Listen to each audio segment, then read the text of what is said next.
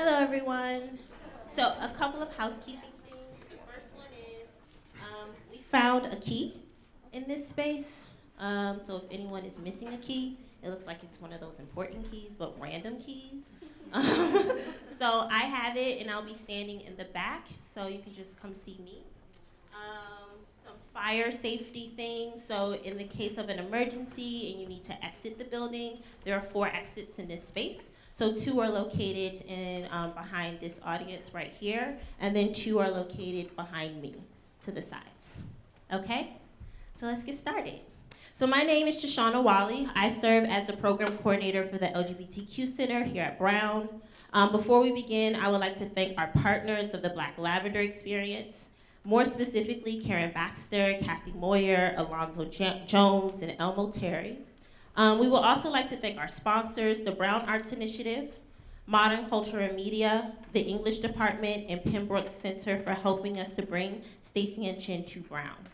And the dynamic LGBTQ Center student staffers who have really thrown themselves into this legacy series to execute an outstanding series of events. The theme for this year's legacy series is Radical Joy. It was a theme suggested by our student programmers Julia Hortwitz and DJ Williams, with the hopes that we could highlight the history of pleasure and joy of being queer and trans, especially in a current social and political climate that reminds us of the dangers and terror of this community, that this community has and can face on a day-to-day basis. Tonight, we invite Staceyann Chin and Warren Harding to engage in a conversation about joy and art as radical political acts of resistance, particularly for queer and trans people of color. Staceyann Chin, an author, spoken word artist, playwright, and stage performer, has positioned herself as a world-renowned artist activist. She is known for her radical politics and unapologetic, bold presence, both on and off stage. She has captivated audience on Broadway, HBO's Def Poetry Slam, and the Oprah Winfrey Show, just to name a few. Her memoir, The Other Side of Paradise, is a riveting narrative of a young biracial of Chinese and African Jamaican descent child being raised by a single mother and grappling with her queer identity in Jamaica. She also will have books to sell after this talk. Her work is inherently intersectional in scope and centers feminist theoretical perspectives on body agency, motherhood, and queer identity. More recently, she serves as a star and writer of Motherstruck, a one-woman play that sets forth Staceyann Chin's personal journey to motherhood as a single woman, lesbian, artist, and activist. Told through Chin's uniquely personal and poetic lens, this solo show explores how the process of becoming a mother changed her life and how she makes peace with what she learns from this profound experience. We will in fact be showcasing Motherstruck tomorrow in this space at 7 p.m. Tonight, she will be in conversation with Warren Harding. Warren Harding was born in Kingston, Jamaica, and grew up in New York. He is a PhD in the Department of Africana Studies and an MA student in Department of Comparative Literature here at Brown. His intellectual concerns grapple with Black Caribbean migrant women's writings and how these women mobilize literature as a critical space to imagine and enact resistance, survival, and freedom. After the discussion, we invite you to engage with us in a Q&A, and then we also invite you to join us for refreshments downstairs. And without further ado, please give a warm welcome to Warren Harding and Staceyann Chin.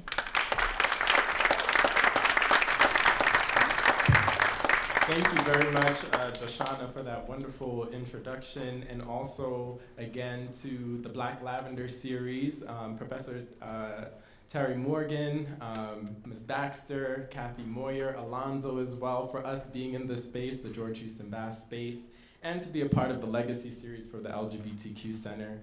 And we wanted to think about these terms, radical joy and politicized art. And thank you again for being here, Staceyann Chin, to share your work and to be in conversation. But what we really want to do is make sure that our conversation is as open as possible for folks. So even in our Q&A section, please feel free to ask and comment how you feel, okay? And so I just wanted to begin the question for you, Staceyann, as to how do you define radical joy, and how, if at all, can it be a tool for resistance? You know, every time I think about the term radical, I think about a thing that is perhaps in opposition to the tradition it has lived in.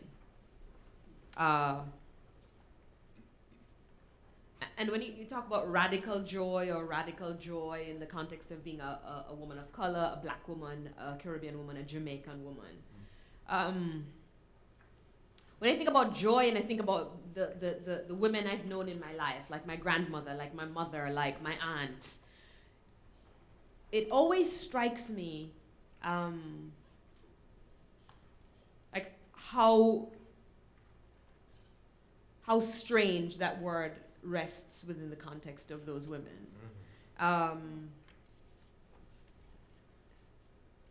can't remember a moment when I thought I saw my grandmother being happy.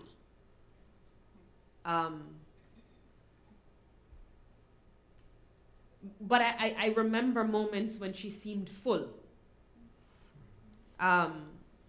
So there's this kind of, I want to say maybe white American, but perhaps it's maybe white European idea of joy, you know, this kind of, I don't know. Even my own journey with motherhood, before I, you know, started to, you know, expand exponentially and started to, you know, the things that happen to your body in pregnancy, nobody tells you that your, you know, your vulva grows in size. Like it just gets like large and floppy. You know, a friend of mine told me that her, she had a pelt of hair grow between the crack of her butt up, you know, plumber's crack. So she would have like her pubes extending into her plumber's crack. I haven't asked her, since the child is now 5, I haven't asked her if it's gone away. You know, but I always see these pictures of women who are pregnant. And I don't know how many women in the audience have been pregnant, but they always have this like fucking beatific look. They are always staring up in the light falling just right on their face. They seem so, you know, completely fulfilled by the experience. Nothing's itching, nothing is pressing against the bladder. So the images of, you know, what I want to maybe say is that the images of joy, the images that are supposed to be joyous, I don't necessarily, like, my brain, my heart, my experience doesn't compute with those in the same way. But I know that my grandmother, if you would ask her a thing like, so grandma, how did you meet grandpa? Number one, she would think it insolent that I would want to know such a personal thing and that I would have the gall to ask her so forthrightly. But then after I press her, she would like sit down, kind of settle in the chair, and she would say something like, well, when your brother was born, your brother born 69, you born 72. I think let me see. I think it was raining. Because I was washing and I was worried when the rain set up. I just come out and because I run to take up the clothes and you know, because it was October and it's not supposed to be raining. Yes, it's hurricane season in October, so yes, it should be raining. Yes. And then before you know it, I would have heard about how my brother was born, how I was born, how my mother didn't listen about what medicines to take and what bush teas to drink. You know, an hour and a half later, so I would say to her, so how did you meet grandpa? And then an hour and a half after that, she would say something like, well, you know, your grandfather was a trenchman. And then she would shut up. And then I would be like, what does that mean? What exactly does that mean that he was a trenchman? And she was like, no, he's not he's a trenchman, he's a trenchman. And, you know, and then so you would press and be like, so what is a trench? A man who dig trench, what do you mean? An hour after that, she would get around to the fact that there was a construction site of some kind. Somebody was digging a trench for something. My grandfather was digging the trench, and then she was the cook. And then she met him, but all of that I have to infer from the fact that he was a trenchman, and then she gave up the fact that she was a cook. And for years, I mean, I had all these like terrible stories about my grandfather, kind of hitting my grandmother and like really mistreating her, and like she would want to send all 8 children to school, and so she would work all this money and try to send the children to school, and this was something that she felt strongly about because she couldn't read herself, and she understood it as a valuable skill to have, and so she pushed for her children, and so she would fight him about going to school, not going to school. And then maybe my grandmother died when she was 94, and maybe when she was 92, I sat with her, and I was actually filming her, like interviewing her about all these stories that she had told me when I was a child. And then she said to me, "And your grandfather, no.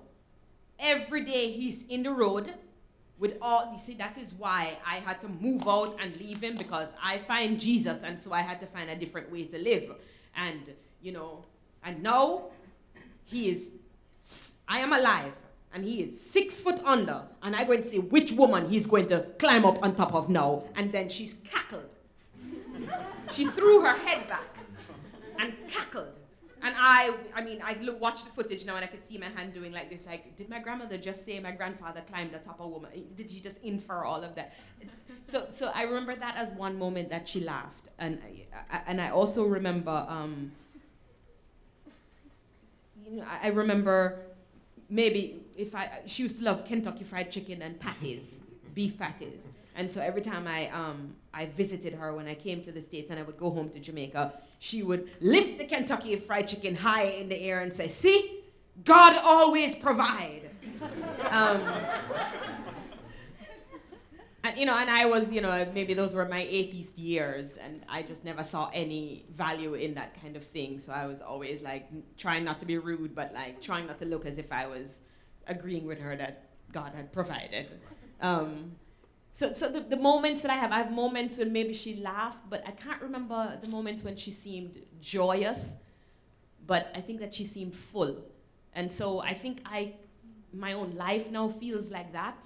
Like I'm not I see all of these white mommies running around and doing all kind of like, let's pretend we're a cloud. And I'm like, I don't fucking know how to be a cloud. I'm not a cloud. I don't feel like a cloud. I mean, my love for you doesn't extend to the pretense of being a cloud. And my kid will shout at me and say, "You never play with me." And I'll be like, I play with you. And she goes, "You only play if we're talking about human rights."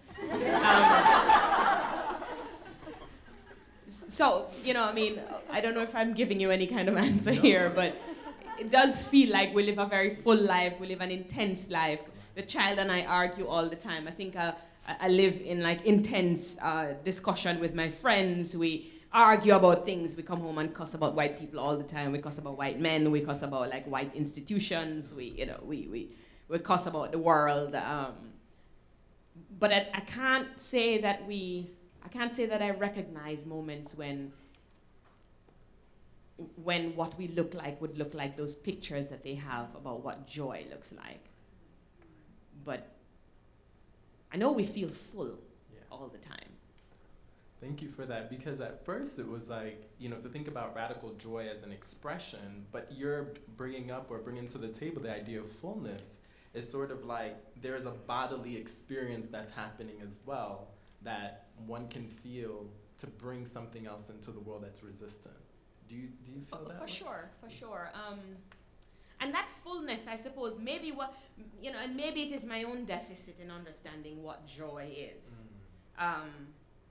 Because as a black woman who has failed miserably, consistently, continuously, and in the present, failing at relationships. My longest relationship has been with my child, who's only 5.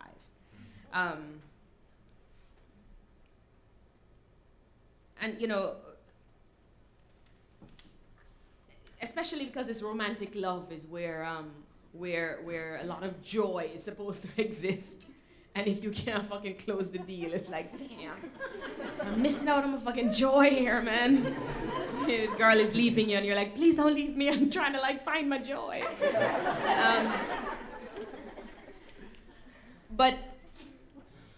And so maybe what it is like, I think of this joy as elusive because I think about it as a thing that is absent from pain, or absent from the memory of pain, or absent from the existence of pain, or absence from the negotiation of pain. And I think the pain in my life never disappears.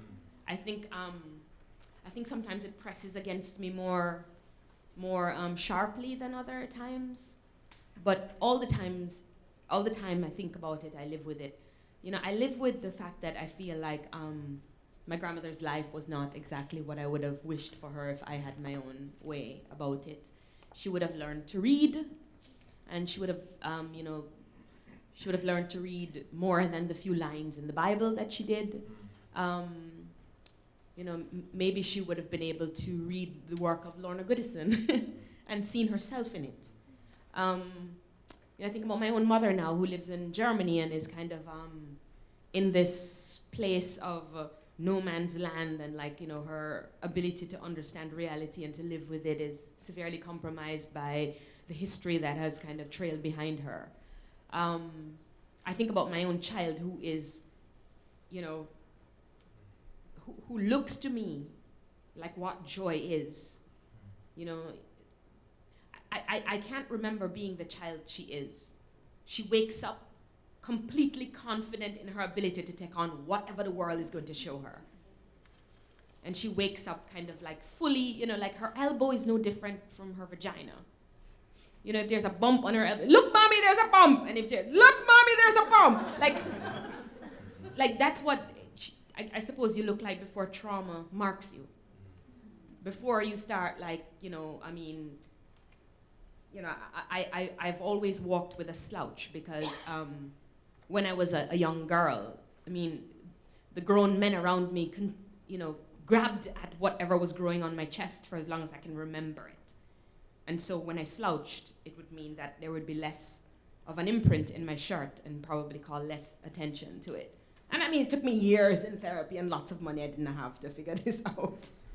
But, I think that my own, when I feel joyous and I feel full and I feel able, is when I think about all the things I have walked over and walked through, and that I still have the ability to laugh and to have an orgasm and to hug a friend or to chart a boundary, or that is what feels like, that feeling of fullness is what feels good to me when I feel like that fucking mountain didn't take me down.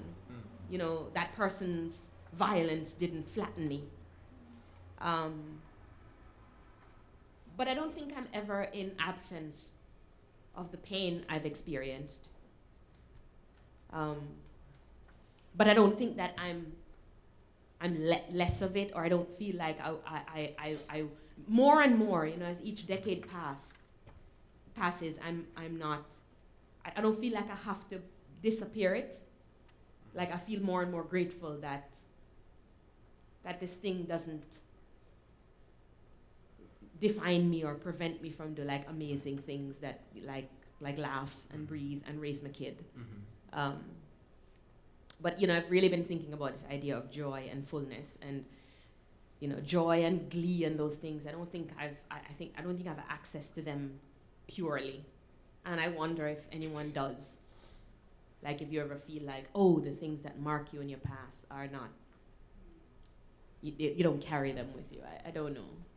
Or maybe I'm fucking up the whole joy conversation because it's supposed to be. No, you're not. This is your opinion. You know how you've experienced this word and what you've been seeing and how you know. With you. No, you But I was just wondering then. So you talked about this idea of pain, right? That all the pain that we feel, that we carry with us. Do you feel that you've changed that pain to access a particular kind of, I won't use the word joy per se, but that laughter, that fullness in your work, right? Do you find your work as that outlet for you to sort of turn that pain into something else, right? And whether that something else can be considered joy, or that something else can be you laughing or making other people, feel something, feel that kind of laughter in a way? Yeah, I think that, I think I can live with a definition of joy that doesn't have the absence of pain in it. And so if that is the case, then yes, I think I feel joy. And I feel it all the time, every day. And the older I get, and the lower my breasts fall, and the grayer my pubes become, the more I feel like I have access to that joy, because like the less I care about all the more superficial things that have to do with like who you are in the world. And the work, I mean, I think that the work that I attempt to create lives largely in this navigation between this, like my intention is to create something that makes people feel full, that makes them feel, because I don't want to be the kind of thing that makes you forget your own pain, but maybe invite you to bring your own, like the fullness of who you are and what you've experienced into the room, so we can both kind of like feel it together and maybe recognize each other and each other as survivors in it. And not just survivors in this kind of like doldrummy, like, oh my God, we've survived and therefore we are able to just like plod forward quietly, but a kind of like joyous survival. I mean, and if you talk about joyous survival, the word survival in itself talks about, you know, coming over mountains and going down into valleys, and you know, I mean, you know, I always have this criticism of America, because we are talking about, you know, we want to talk about maybe where I'm from. Like in America, I find that people like to pretend that when we shit, it doesn't stink, so they have these spray things that you spray in the bathroom after you poop. So then you poop and then you spray, and then when the person comes in after you, they hope that they only smell flowers and they don't smell your poop, or, you know, there's this, I don't know, there's this like, it's the way we are about race. We kind of don't want to talk about like the deepest, darkest parts of it. We want to just, most of the celebrations we have around race is about like how far we've come and how like we're post-racial now, and everybody wants to, you know, everybody wants to celebrate Obama, but nobody wants to talk about why we hated Hillary as a woman so much. You know, I mean, and I know, you know, Hillary had problems, but, you know, there, you know, people have their, but so did Trump, and then he won. You know what I mean? People always say, you know, Hillary had her problems, but I don't think she had as many problems as Trump. So there's this, I don't know, there's this, everybody wants to smooth everything over. Like, I feel like we are always apologizing to each other. We're always kind of, I don't know, if I offend you, like, I'm more interested in like smoothing it away so that you feel like we haven't offended each other, and there was no reason. The offense was merely a misunderstanding rather than a thrashing out of the thing to understand exactly what went wrong and maybe deal with the issues that inform why we were at odds in the first place. And I feel like the way that I have experienced my life in Jamaica beforehand, before coming to America, you know, I walk into the room, and in Jamaica, you know, it's all sexist and it's troublesome, but I walk into the room and, you know, oh, you put on weight, sir. You know, and the Jamaicans in the room are giggling because they know, like, you know, nobody ever, like, not pretends that you put on weight or you've lost weight, or, like, some of the most horrific questions people will ask you, like, you have AIDS? Why you lose so much weight? Yeah, I mean, it's, all of you white people are so shocked. I mean, but, like, it's kind of the way that, like, everything is kind of, like, out in the open and is, like, almost debilitatingly so.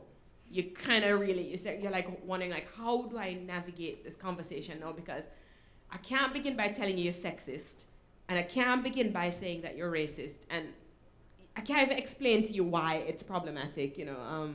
Like, in America, nobody says, oh, in Jamaica, they were like, oh, yeah, the girl over there, the fat one, or not the skinny one, the fat one.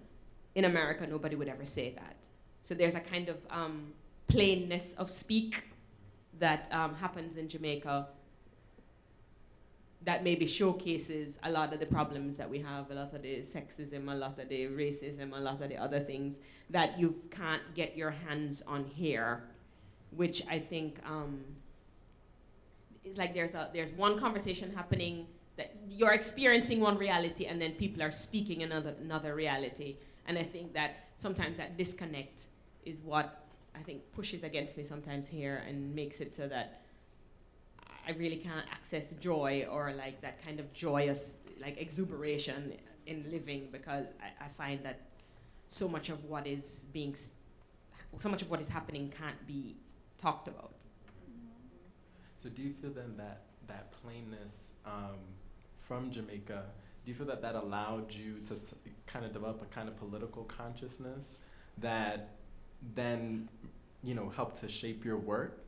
And that, I guess I'll ask a follow-up question to that, is how has migration sort of shifted that for you?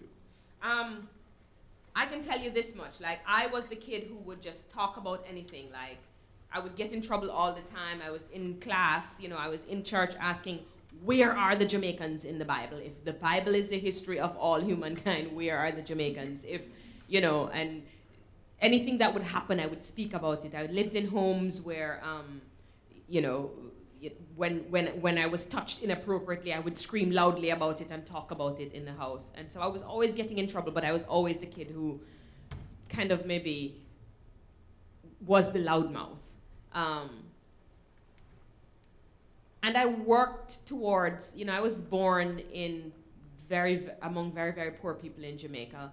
And I thought to myself, if I could just make it over to where the people are, where they're not so poor, then it would be very different, and then the conversations would feel very differently, because they seem to talk to each other normally.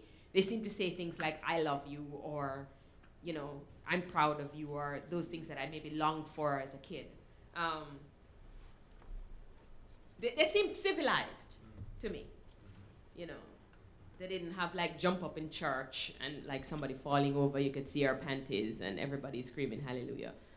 They seemed very like, Catholic church, Anglican church. They all seemed like reasonably, civilized people, and I wanted to get there, and I did. I went and studied in school and did very well and made it to university. And I was at university, and I thought that I was at the acme of civilization. And so I understood that in such a place, any kind of philosophical discussion was okay. So when it was that it kind of dawned on me that I was attracted to women, I thought that, okay, I can see how I'm going to have a few problems with it, because Jamaica is not very much, we're not very open when it comes to, homosexual living and kind of open lifestyles. But I thought to myself, I'm at university. This is where the higher thinking people are. So they're going to disagree with me. I know, because I know that the philosophy is very religious and they believe in respectable behavior, and homosexuality is not respectable. So I expected a kind of pushback. But I didn't expect a violent response. And so, like, people ask me all the time, would you have come out on campus if you knew that there was going to be violence? And I can't say yes definitively, because I just kind of happened upon the situation where I was so certain that these people were learned that nobody would like attack me or anything, that I was just like, yeah, I'm gay, I'm a lesbian, yes, I want to do this thing. And I was so disillusioned when I experienced that kind of like pushback and violence that, like, I was never one to want to leave Jamaica. I was never going to leave Jamaica. I wanted to like go to the university and be a professor and stay on campus and be one of the learned, civilized people in Jamaica. And then so, I was so kind of disillusioned by life in Jamaica that I came here. And when I came here, I thought I was going to be a free lesbian. And then I discovered that I was black. Because in Jamaica, we don't have so much like, classic racism, we have shadism. So being a light-skinned black girl in Jamaica meant that, as long as I could talk the talk and walk the walk, that I was all right and I was going to be a valuable member of society one day, you know. And I think it was. I think if I was not a lesbian, I don't know if I would become political, because I would have slipped quite easily into the kind of like respectable classes in Jamaica. I would have married a nice man who would have bought me like a 4-wheel drive of some kind, and I would have a nice house with 2 children in it, and I would have taught them how to speak proper English and given them like a very idyllic childhood that they would play on lawns and swim in pools and go to really good schools, and they would know that they were very valuable children in the world. But this gay thing come up. Just like so. And just like so, and just put a spanner in the wheel right there. And when I came out as a lesbian and then made the trip to America, use all my resources and say, okay, I'm going to come to America, and then now I can be free. I can like flit among the meadows of New York and just be a free lesbian, lying down on like beds of patchouli and smelling like fucking, I don't know, Egyptian oil or some shit. Listening to Ani DeFranco wail. So that was the life I envisioned. And then I came here, and then lo and behold, I'm black. And then I had to negotiate not just the racism that comes with living in a black body, but the xenophobia that came from being an immigrant body, and not just an immigrant, but an accented immigrant body, and that's kind of how I ended up in the beatnik Lower East Side with all these people who didn't really belong anywhere, anyways, and ended up with the likes of like Howard Zinn and just kind of people who, I don't know, if I had found a place to be, maybe I wouldn't have become political. Like, I became a political creature because I found that my body didn't fit in the places I was trying to get to. When I got there, it didn't fit. When I got to university, I didn't really fit in because I was gay. When I got to America, and I think it's the process of migration that really was like the most deeply informing factor to become political, because I didn't really have a problem with being a gay when I came here, because among the gay people, Meow Mix and Buddha Bar and Love a Girl, I mean, all those places, where we used to meet once a week and have confessional lesbian meetings where you talk about like your feelings about being lesbian, or the girlfriend who is not straight, the girlfriend who says she's straight but she sleeps in your bed at night. Many of you at this stage are very familiar with that phenomenon. So all these things were happening, and I was kind of like very, very happy as a lesbian. It was very exciting. I was, for the first time, like touching other women's vaginas. It was like amazing, and then, but like my blackness didn't quite fit into that queer space in New York. And I had to figure out how to be in the black spaces here, and then I had to face like deep homophobia there in those black spaces, and even navigating the relationship between African Americanness and Caribbeanness, and hearing all of those problems between those two groups. I think I just kept trying to fit, and when I couldn't fit anymore, I was like, fuck, this shit have to change to fit me, as opposed to me trying to like figure out or change to fit into this thing. And I think that's how I became political by default. And if I'm really, really honest, the reason I got into like performance poetry is there's a woman, a very fine, amazing, smart, very intellectual, amazing. I wanted to just wife her the moment I met her. And she's like, you like poetry? And I'm like, yes. And she's like, there's this place on the Lower East Side called the New Rican Poets Cafe.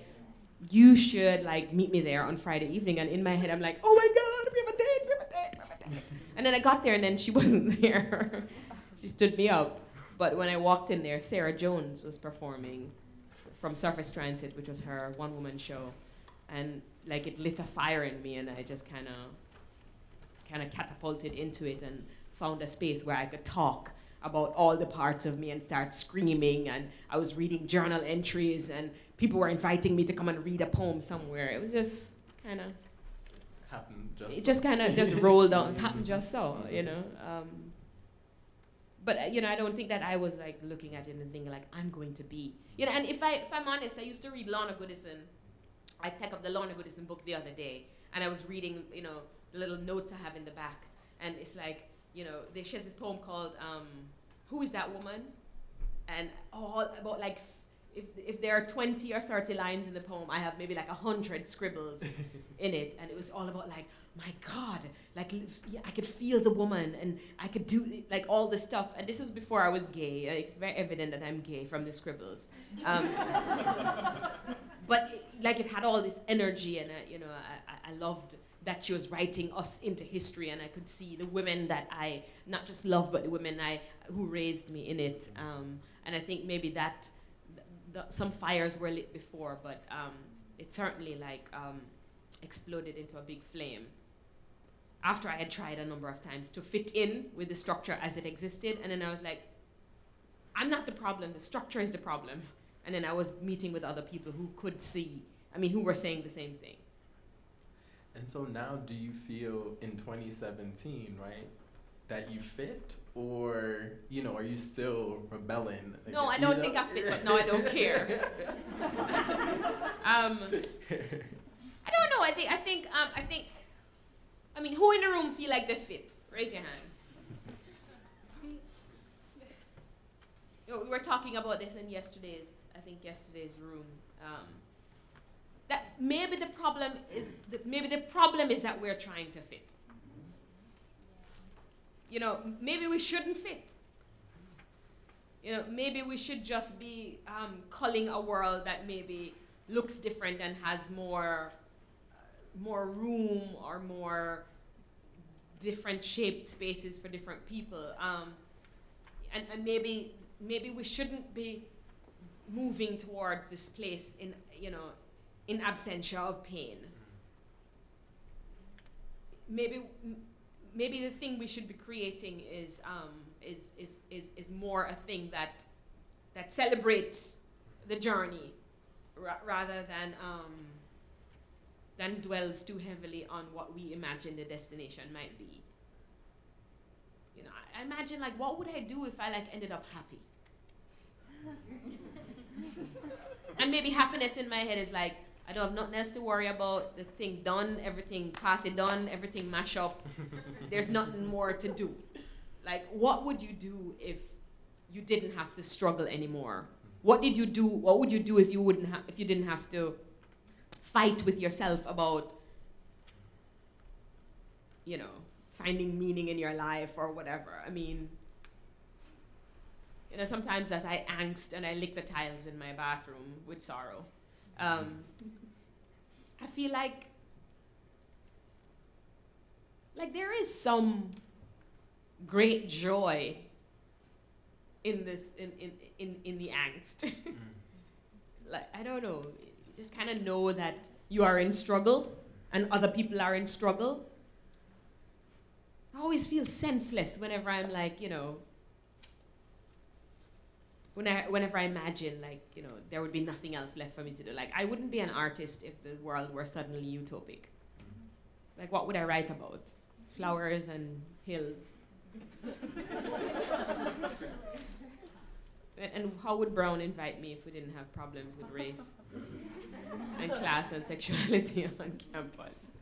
I don't know, I feel like there will always be struggle, and I'm moving now towards just accepting that there will always be struggle, and that maybe progress for my own self looks like I get to choose which struggles I can focus on, or I can make time for, or I can take on. Maybe that's what success is, to choose your struggle rather than to get to a place without struggle. Because I find that whenever I'm in a relationship and there's no struggle, I'm not that happy, but that could be therapy. Because therapy needed. No, that's great. And so at this time, I wanted to just open up the conversation. If anyone in the audience has a question for Staceyann, or a comment, or a monologue. Oh. I have the mic, and we ask that you just use the mic so that the camera can pick up your question.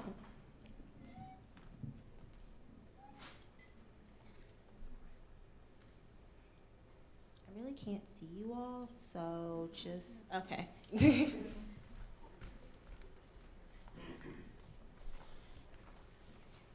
Thank you so much for being here. Thank you for having this event. I really enjoy this very frank conversation. I wanted to ask you about your art, your poetry and your playwriting, and what your process is like, in keeping with the discussion about joy and pain and so on. Specifically because the writing process can be so emotional. How do you center yourself? How do you move from the thoughts to the page and dealing with all of the emotions that emerge out of the writing process?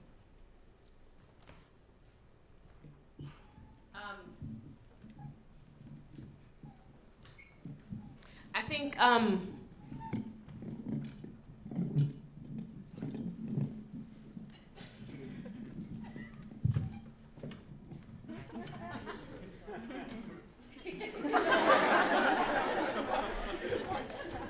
not so good with these sticks.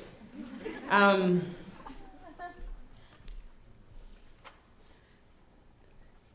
thinking about all the times I've written plays. Like a poem kind of maybe just happens, you know, like I think I've been commissioned to write work before. Like maybe Afropunk asked me to write something, or like the Apollo asked me to write something to perform for a particular event. And so there's a piece called Islamophobia that they asked me to write. That I had to like go and do research for, because I didn't know enough about Islam as a religion, or the people who were traditionally Islam. And so I do a lot of research for that. But I think for the plays, which are usually more like emotional and about my own life, like the very first play I did was, we put a couple of poems together that were about my family, like my mother, my brother, and all of that. And then we would work on it and see if there's a story that emerges from those poems. And I remember that being a very like emotional process. And at the time I hated my mother, and I thought that she was like terrible for having left me, and she chose her safety over mine, and all kinds of drama. And I feel like that was a very like emotional process. And I don't think the play benefited so well from me being so emotional, because I was thinking more about what my mother had done to me and like my own survival of it, than I was thinking about like the play as a thing, you know, the playwriting as a craft. I think this last play I did was very different in that I journaled about the process heavily, because it was the only way I could make sense of my life changing so drastically. And it was maybe the first time that I wanted something so badly and went after it so, you know, vociferously, you know, like I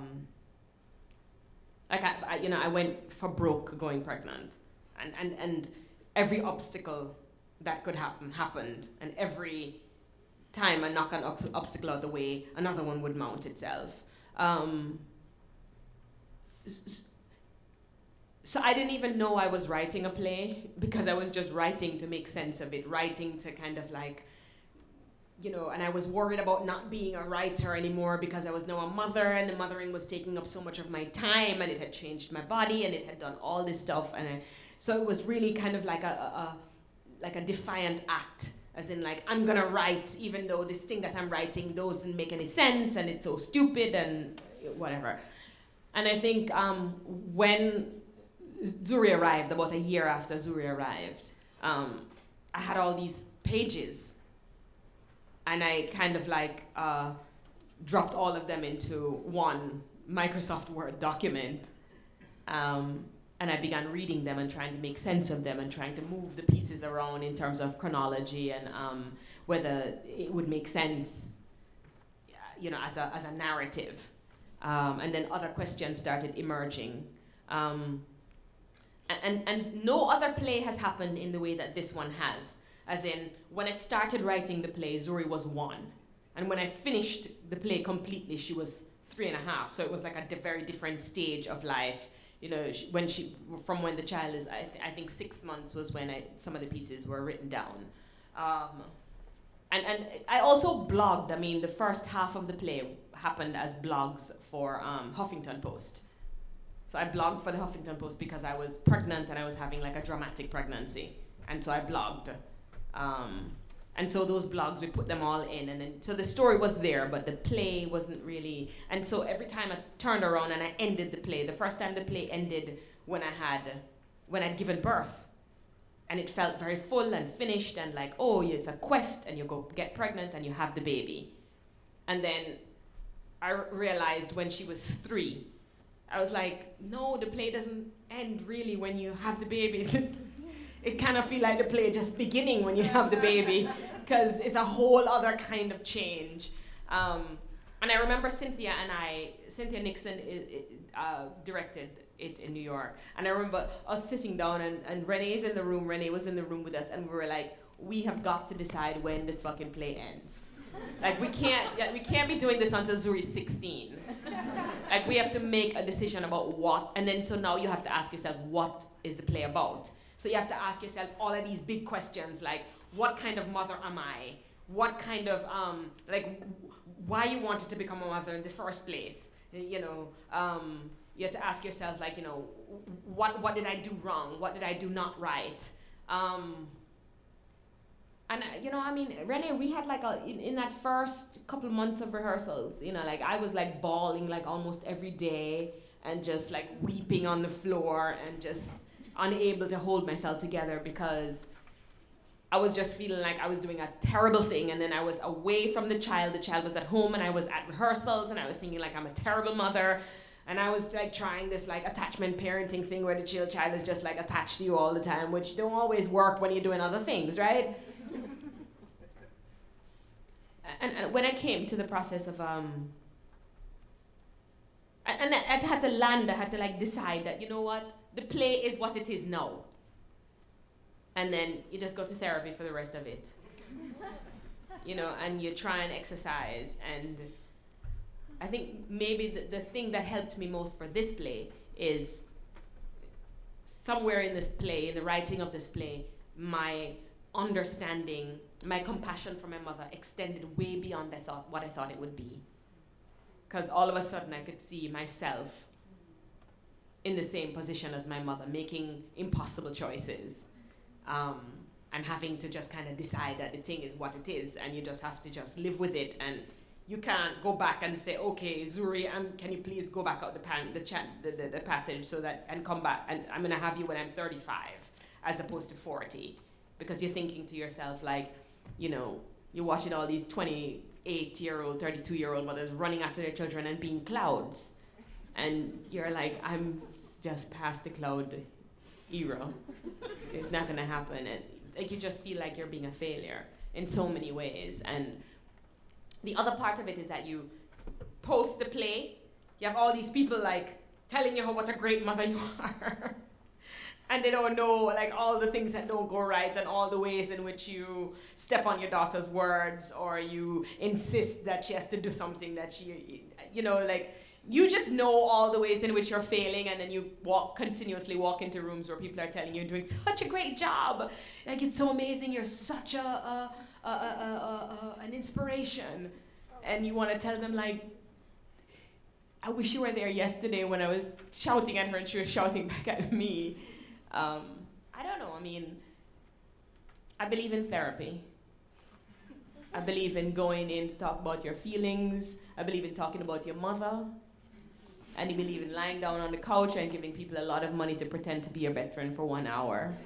I believe in the process of therapy, and if you're on this campus, you know you can still get therapy free here, free-ish, right? Yes, those of you who are like, you know, wasting away and thinking like, I'm not interested, in 4 years or 3 years or 2 years, when you are not able to afford it by yourself, you will rue the day you did not go in and talk to that white therapist, the white as she might be.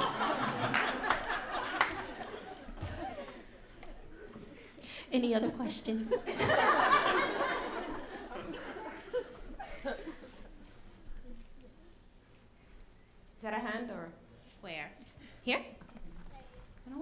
shy. Hello. It's more comment than question. This idea of fullness and joy is really like striking me. All of our parents messed us up. They did. No matter what we do, we all have issues with our parents. My mom sent me to a fat camp when I was 9. And for years I kind of like struggled with that, but it wasn't until like the last 2 years, and I started to accept the pain and the faults and everything, that I was able to receive a kind of happiness and like joy of like spending time with like my mom, who I hated like 2 years ago. You know, that and so just this idea of going accepting everything that happens to your life rather than trying to fix it.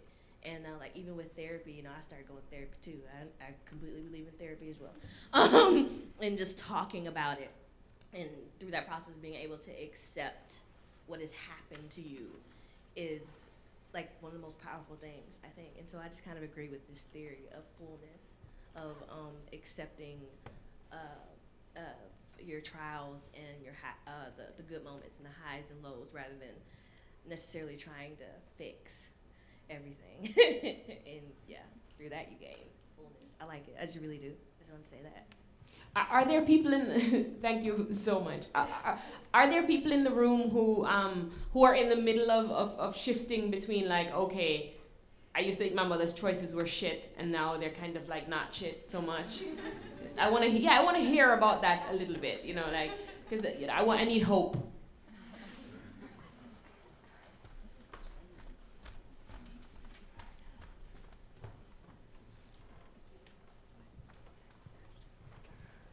Hello. I have not lived with my family for the past 8 years. I went on my own, went to college, and the way that I left things with my mother, my father is a strong one in my life, the one that has given me physical care, affection, didn't treat me like I was just a girl, wasn't an excuse for me to not be anything, basically. That's not how it was. But my mother, I thought that I was the reason, my brother and I, her having children were the reason why she wasn't able to love properly, and all of a sudden all this selfishness was coming out, and she hurt in such a way where she was so selfish in my 18-year-old mind that she couldn't even think beyond herself, that everything was what I can do, and the kids ruined my life and the decisions I made and everything. I went away for 8 years, had my own, starting my journey of womanhood or me-ness, and now that I'm moved here, or rather I moved to Atlanta, I'm around my mother again, and now I'm seeing her, I'm spending time with her, I want to know her, I need to know where I come from. The habits that I thought made me special are in fact handed down. And so by just being with her, I've been able to see that I'm not the cause for who she is. Her mother is not the cause for who everything makes sense more because I understand that she also has her own story that she tries to do therapy with and is on and off and stuff, but she has her own story that she's working through herself. And because I also understand the concept of having my own story, it does not change the way I deal with her because she is still who she is, but it adds a compassion to the way that I am working with her. And I have yet to have a child, but I was pregnant. And I remember when I was in high school, her telling a story of her having a decision to have my little sister and why she decided to do it. And she didn't do it for herself, and the reason why I'm no longer pregnant is because I did it for myself. And so that instance was how it just broadened my scope. It started it became a part of the process of just growing up and learning the idea of, my dad's always big on contentment. He never says joy or happiness. He has our moments, being in the ocean in Jamaica with my best friend and sister here. That's a joyous moment. But the whole thing is, I just want to be content. People discipline me all the time. People do this. I have a son. I do everything I can, but I can't control the fact that he just doesn't get it. So I just want to be content. And so that, with my mother, you talking with your mother and how going through things open up compassion. Yes, I have issues with my mother, but we're all just learning, basically. It's funny how you talk about this business of content, like words, like I think I'm sitting here now listening to you and maybe listening to some of the questions, like replaying the questions in my head, and maybe examining a little bit why I have this like pushback on the word joy, and didn't have the same pushback on content. Because content in Jamaica is a word we use all the time. Like, I mean, at all the corners of Jamaica, you have to be content with that. Yeah, man, she's contented. Oh yeah, when the baby is fed and it's asleep, yeah, man, I'm very contented. Like, it's a word that we use very, very, very easily. And maybe joy has a kind of like recklessness to it that scares me. Certainly as a woman of color, and certainly as a girl who lived in a world where you weren't allowed recklessness. Being guarded was the way to be. And maybe the joy that is referenced in a lot of these conversations when we talk about, joy as an intent, joy as a phenomenon to go after. It has an openness, a kind of non-guardedness, which I have never been able to live. My whole life, it feels like I've had to be on guard against one thing or the other. And I'm sitting here thinking, like, is something, like, am I living in deficit of something because I'm not able to have this reckless moment? There's this very controversial festival that closed last year, Mishfest, the Michigan Women's Music Festival, that did not allow men in the festival. And men, at least when it was created in the 70s, the men were people with penises. And then that definition has evolved now to become like anyone who identifies as a woman, that's a person who is a woman regardless of biology, regardless of sex, regardless of what your body might look like. And 15 years ago, 12 years ago, when I first went to the festival, I think maybe just walking, and I know women hurt you too, but walking on that land late at night among a place where there are only 10,000 women and maybe 10,000 feminists and 10,000 people who believed heavily in the fight against, the violence that comes with patriarchy. I think, I don't drink very often, only because I like to have my wits about me. I never like to be, as I said, unable to guard myself. And I had a drink that night on this 600 acres of land that it was a separatist colony created for 1 week by a whole bunch of mostly white women and some women of color who who guarded. They had a perimeter that was like guarded by, very capable women who could fuck up like any man who would try to cross the borders of that compound.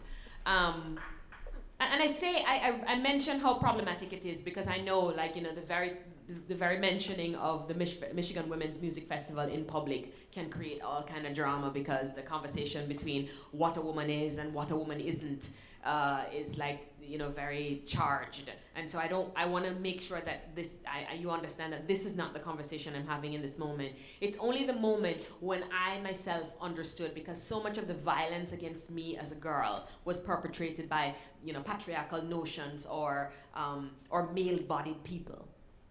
And so being in that place allowed me to drink and like run through the woods and I don't know where my tent is. And I could kind of be silly.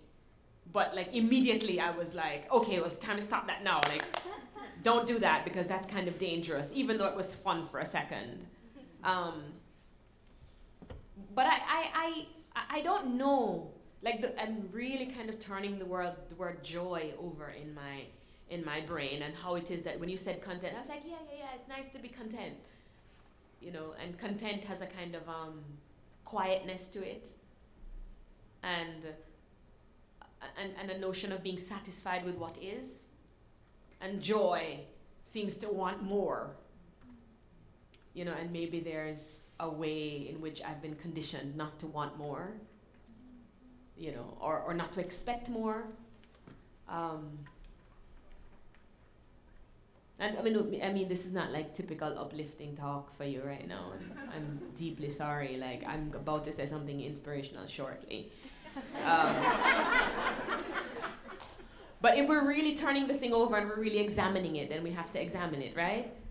And I was like, why is it that I am so fucking like anti this joyous, like, you know, like to just turn over and like giggle and like be a cloud? Do you know what I mean? Like, why is it? Like, do other women in the room feel like they have that pushback against it in the same way? Yes. Is it just me? Please let me feel like it's not just me. Yeah. You use the word content as well. Right. Is when I'm at a party dancing. Right. Like temporary dancing. Yes. Content is finding some kind of peace and some satisfaction about where you are, but not that there is an absence of pain. So I use the word content a lot, or I would say me alright, or me nice, or me good. Not happy is I'm at the club. Yes. It's not happy as in happy or joyous, as in every day I'm filled with joy and happiness. It's, to me, it's like it's a temporary thing where you're having fun, not a state of being. Right. And I wonder how much the language has been co-opted by, like, you know, I mean, by like people with money, or like people with privilege, or, you know, I don't know. Weigh in, somebody else. I'm really appreciating this talk. Thank you. I was thinking about when I first came to work on this campus. I work here, and it was identified. I don't know where we are now with like the happiest student in the country. So brown students were supposed to be #1 in the country of the happiest Really? students. It must have been hard for you to admit that you're not happy. And that was serious pressure for a lot of students that I saw. So I'm a therapist, so thanks for digging that up. Brown therapist. And a lot of the conversations would be about this pressure to be happy, to be kind of living up to this ideal where it doesn't really make room for all of these other intense, you know. So I feel like the pushback around, for me, what comes up around like joy or these positive emotions is that we're supposed to be in denial. And so I really appreciate kind of like your pushback around it is that no, like we can't be in denial. We can experience joy, and we also can't be in denial about all the pain and the suffering and the traumas and all the hardships that got us here, because we've also have so much pain, so much, what's the word, power from acknowledging that. You know? Yeah, and even in my, even my saying like, oh, I'm pushing back against the joy and I don't want to present myself as joy. Like there's a part of me that's like, you know, at first like wanting to make the point that I'm not one of those like beatific pregnant women, nor am I one of those reckless white girls who just like are just in some club, you know, being joyous. Do you know what I mean? Like, you know, or even one of those mothers pretending to be a cloud on the floor that I can't kind of get myself to that place. Like, there's a part of me that wants to push back against my own pushback and be like, absolutely fucking not. Like, I have a great time. Like, I have like mad lesbians in my house on a Saturday night in Brooklyn, you know, drinking wine and like giving each other lap dances, you know, like that is joy, you know, and but that's not presented as joy. And I think maybe as a kind of like as a person who pushes back against respectability politics, like my sexuality is so much of the joy that I carry. Like, you know, the act of having sex is in itself like a thing of joy, or being like sensual with somebody, and like being a queer person, like my whole life even now, like in New York City, where it's like the gay capital. Like I walk down the street, and only in particular neighborhoods will I get like an affirming glance from somebody. Usually it is it's disapproving, or it's trying not to see it, or it's like a range of things that all add up to. That's kind of really, like when, if I'm with a boy and they think, we're a couple and we have a laughing moment on the train or like in the streets, then old ladies look at us and think like, oh my God. Do you know what I mean? And worse if I have the child with me. People would be like, oh my God, you guys are such a great looking family. And I get that like complete affirmation of like people getting joy from just looking at me. But being a lesbian in the 90s up till now, like I think that people are always slightly confused. And even with like how I wear my hair in the years I've worn them, or how I wear things that don't necessarily match, I think that the glances I get in the world are usually kind of disapproving, or at least questioning, or a little bit uncertain with what to do with me. And so that also, I think, restrains my public display of whatever joy I might be feeling. Do you know what I mean? And I think that is particular to being a queer person, and particular to being a queer person of color. Like I'm always looking around and wondering like, when can my own contentment, when can my own joy be on display? Because often when it is on display, it is, like even if nothing terrible happens to you, like in the village, it's rare that you're gonna be attacked or somebody's gonna say something. But just that kind of like disapproving glance can really change the moment in which you are having like kind of intimate joy with your partner, or, even just being out and you're telling people and, like, I feel like I have to make a point of saying I'm gay soon. Lest we're like 3 or 4 days in and they find out I'm gay, and then it's kind of like weird. Like I have to come out quick so that we can normalize it. You know what I mean? Like when I'm sitting on the train or the plane with people and I'm like, oh yeah, and they're like, oh my God, on the picture, like, oh my God, she's so cute on your phone, and you're like, yes, she's my kid, and they're telling you about their kid, and it's all good. And I can hear myself trying to figure out a moment when to say, yeah, so like, when I was hunting for sperm, do you know what I mean? Do you know what I mean? Like you have to come out in so many ways as a queer person, that I think that sometimes chops off your ability to kind of display your joy. And sometimes the joy that you feel, it can be, certainly undermined by people's response to it. But I feel like when I'm by myself with the kid, or I'm in my house with like people who are safe, and we're really getting on and saying like even like inappropriate shit, just going on about like whatever. Like I feel like now that I can say to you that like my own joy is not absent from pain. I think I can come out now to you and say, yes, I have joyful moments. Because I didn't want to say, oh, I'm joyful before, so that you kind of erase the pain that underlies it all the time. Does that make sense? Yeah.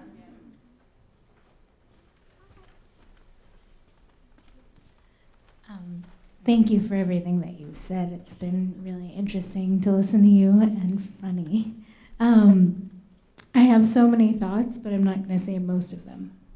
I wanted to ask you, but just preface by saying that, so like I'm in a community, and I also am a person that I am my least happy when I'm thinking about how happy I am, or how if I am comparing myself to other people, I'm miserable. If I'm comparing myself to myself, so like where I thought I'd be, or where I used to be, or where I want to be, I'm miserable because I'm constantly in that moment. I'm consumed with me and my frame. So in this community that I work with a lot, we think less about the collection of happiness that you just store up and then you keep it and you're happy, and more like how are we of use? Because there's moments where I'm wondering if I'm happy, I'm miserable. But the moments where I'm not wondering and I'm not thinking at all, I actually have some freedom from having to care about whether or not I'm happy. And so I wanted to reflect that question to you. What parts of your life do you feel you're of most use or have most meaning for you? Usefulness, that's very much a part of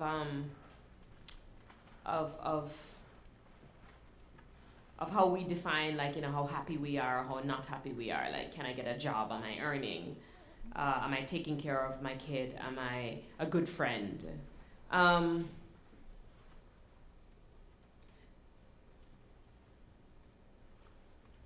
think if I'm honest, when I'm not thinking about anything, when I'm sitting at home watching a good movie, or I'm, talking politics with the kid, or watching some kind of TV program with her, or we're coloring something together, I think I'm happy in those moments. It almost seems like consciousness is not, consciousness is, or we've been socialized in such a way that, or being conscious doesn't necessarily, it can't coexist with being happy. The minute we start pulling it apart and thinking about it, then we start finding deficits and we start critiquing ourselves. I wonder, as a woman, it certainly has been. The other thing is, if you laugh too much as a woman, I'm having all of these posts, comments that oh, you should have said that, you should have said that. Being a woman, if you laugh too much, then you're kind of not taken seriously. If you seem too happy, the happy blonde girl is stupid. I don't know, I feel like a part of being taken seriously is to act serious. Because if you don't act serious, then people won't take you seriously. And that's a part of being a woman in the world. Certainly a woman in theater. And I wonder, I want to throw the question back to the questioner. How do you feel other people's perceptions affect your assessment of your own happiness?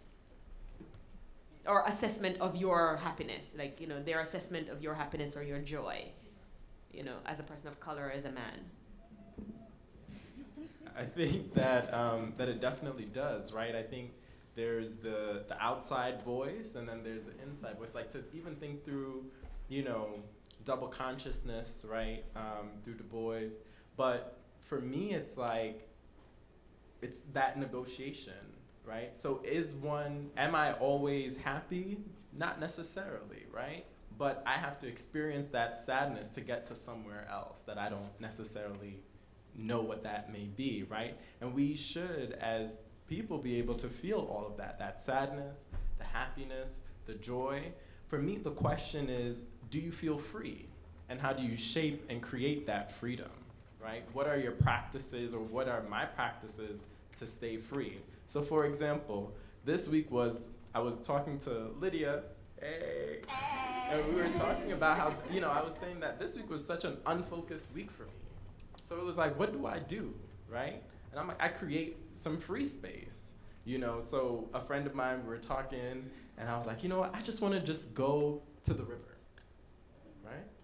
Go to the river and to just be in that peaceful place where everything else that I was worried about being unfocused would just dissipate, right? Let me just take that moment, that 30 minutes, to get my freedom, And then I'll return back and do what I have to do, So that's how I think about it. How do I create and carve out that freedom for myself to experience, even for that 30 minutes, for that 20 minutes, whatever, that kind of freedom, Yeah. Gotcha. And where do I go for that? you know, I'm largely a person who is, you know, as you can see, I'm not frivolous. You know what I mean? I believe very strongly in being a serious human being, a thinking human being with very serious things to say in very serious thinking ways.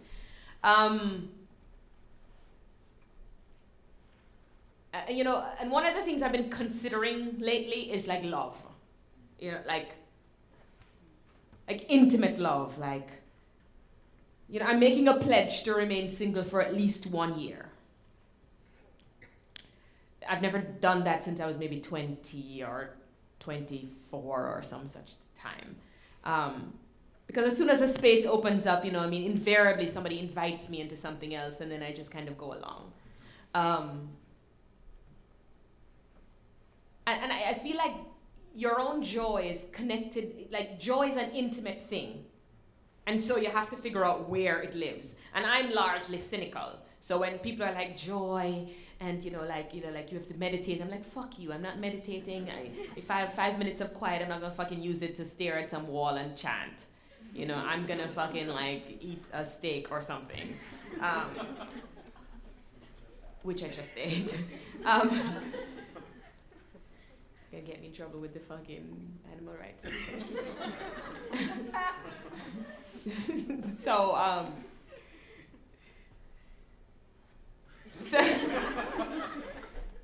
So this business of joy and intimacy. One of the things I'm working through, and like I'm a little scattered now and coming through it. I'm like, I'm gonna like make an effort to be less cynical, beginning this very moment, right? You will all see it unfold necessarily madly and not well very soon because I'm performing a show tomorrow night. So I think this conversation it's really like got under my skin in a way that I didn't think it would. You know, we're talking about black joy. You know, black people. You know, they have locks and they talk about black joy. You know, this is the kind of thing like I go to a lot of conversations and naturally hear people talking about black joy. And so a part of me has been like really kind of like wrestling with it in this conversation, not sitting so comfortably in the conversation because like I find that we don't really admit that we want to be joyous because it sets up a kind of weakness. And if you're going to be a strong black person, a strong black woman, if you're going to fulfill this trope of the strong black woman, then you can't be like all willing looking like you just need shit. Like asking people to like, oh, you know, can you help me with my black joy? Do you know what I mean? I have to be like, yo, motherfucker, I have my own fucking joy. Don't be like rolling up on me. I know how to find my own joy. That's how you have to roll all the time. And I think I am like taking on this kind of challenge in this conversation because I have such a complicated relationship with the word joy, with the phenomenon joy. Because I feel like life, you should be on guard, you should be like ready to fight at any moment. And I don't know where I'm gonna do this, but I think like in the next year, like I was kind of thinking like, if I'm not having sex and I'm not like arguing with somebody, like what am I gonna do? Like if life is so boring after you put Zuri to bed, what do you do? And maybe what I'll work on is like this whole joy shit. Figure out like what does it look like and maybe, it'll be like, instead of my year of meats or my year of whatever, it'll be my year of joy. So I think that's what I'm gonna like investigate this year, and God knows what we will come upon because, I mean, all of you seem more joyous than me. Like, I'm sitting here like thinking like, the fuck am I talking about black joy with these people that don't know about joy? I know about survival and fierceness and like, coming after the patriarchy and like talking about racism and being fierce and raising my kid and telling her, put your fist in the air, nobody can like win. So I don't know. I think I'm gonna investigate black joy. I think I'm gonna use the next year to investigate black joy. We actually have time for one more question. So we have this question and then we'll wrap it up.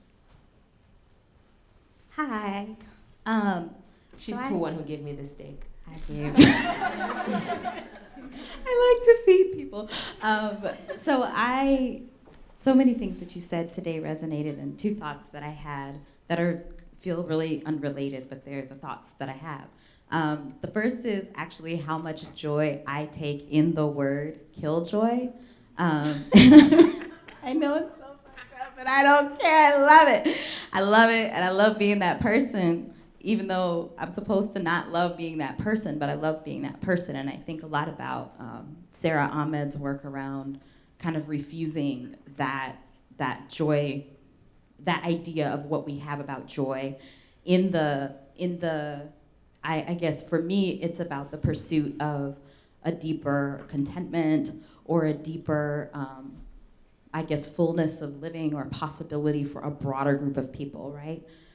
Because for me, when I hear the word joy, at least the way we think about it in this culture, I also don't see myself reflected, and I also don't see people that I love reflected. And I'm like, well, that's great for the very narrow slice of human life that may not even be real human life. Like I don't know, right? Like we live on so much pretense. I don't know who's actually behind this joy that Pepsi gives. And so I think, I'm just saying to remember that Pepsi used to be about joy.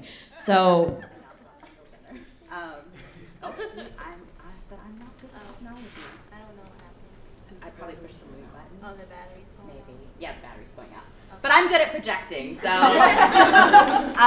So there's that thought. And the other thought that I had when you asked about kind of, when you've talked about having more compassion for our parents and the ways that they maybe messed us up, I've found as a mother that has changed the way I understand my parents in a really unexpected way. People used to tell me, when you have your own kids, you'll understand. And I was always like, whatever, because my parents were my father was horrible, my mother was, she was okay, but I know the mistakes they made, and I'm not gonna make those mistakes because I'm gonna go to therapy, and I'm gonna write it in my journal, and I'm gonna do all the things that I'm gonna read the books, and I'm gonna pray to all the gods.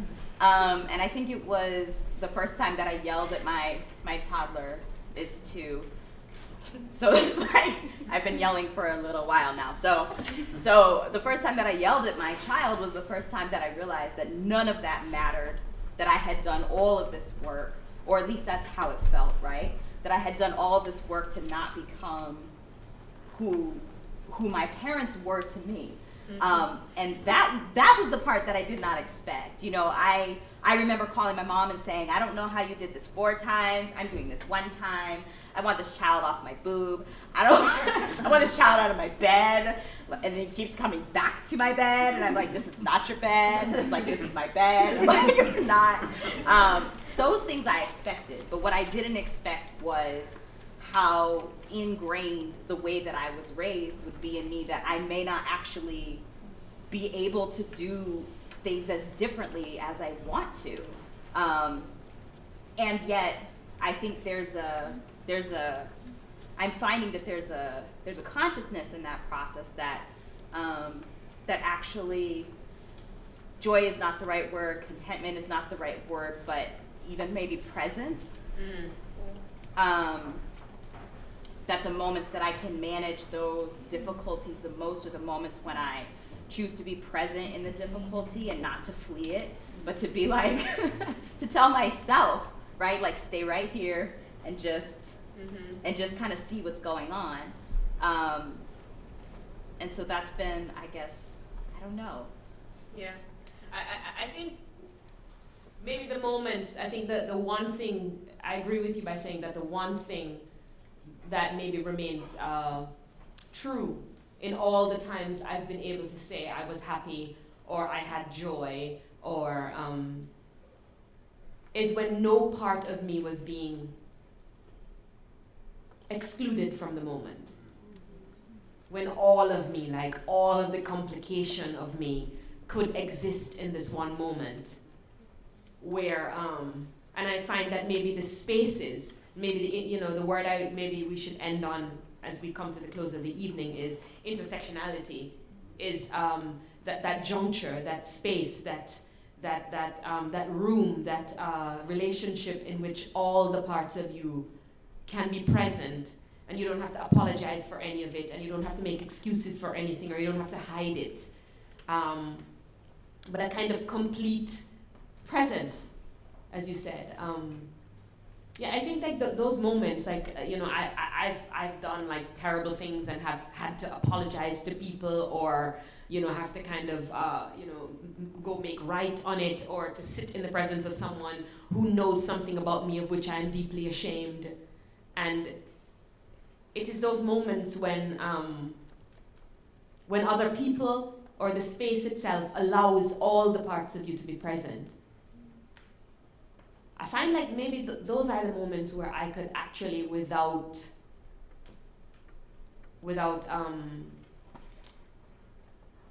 any kind of condition, without any kind of reservation, claim joy. Like if all of me can be here, and if all of me being here is all right, then I am maybe standing most profoundly in my own joy.